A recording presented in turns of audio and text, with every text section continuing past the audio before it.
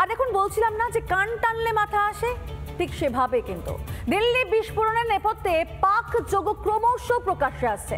কিভাবে পাক হ্যান্ডলারদের সঙ্গে যোগাযোগ রাখা হতো, কারা নিয়মিত যোগাযোগ রাখতো, তদন্তে নেমে কিন্তু সেই তথ্য একেবারে গোয়েন্দাদের হাতে এবং গোয়েন্দাদের নজরে ডক্টর আদিল মোহাম্মদ রাঠের দাদা ডক্টর মুজফফর আহমেদ রাঠে।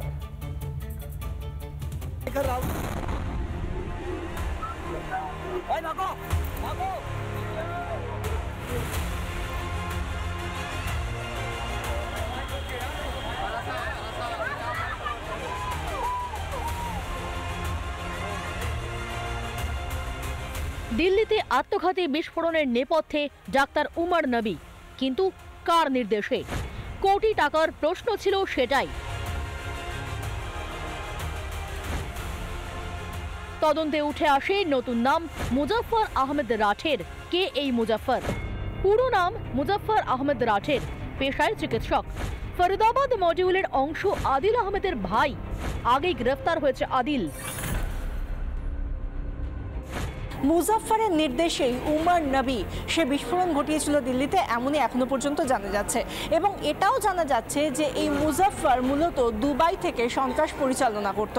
এবং তার পাশাপাশি আরেকটা বিষয় জানা যাচ্ছে, 2022 সালে মুজফফর এই ফরিদাবাদ মডিউলের যে অন্যতম চাই সেই মুজাম্মিল শাকিলের সঙ্গে গিয়েছিল কোথায় না, পাক হ্যান্ডলারের সঙ্গে দেখা করতে তুরস্কয়। তারা তুরস্কয় গিয়ে দেখা করেছিল এবং তারপর নভেম্বরের একেবারে প্রথম দিকে যখন আদিলকে গ্রেফতার করা হলো, যখন হেফাজতে নেওয়া হলো, তার ঠিক পরেই টনক নড়ল এই মুজফফর খেয়ে আদিলের দাদা।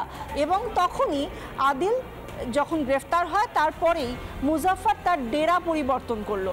এবং ডেরা পরিবর্তন করে এখনো পর্যন্ত যেটা সূত্রের খবর যে আফগানিস্তানে এখনো পর্যন্ত রয়েছে সে, সেই জন্যই তাকে নিজেদের হেফাজতে নেওয়ার জন্য ভারত ইতিমধ্যেই ইন্টারপোলের সাহায্য চেয়েছে।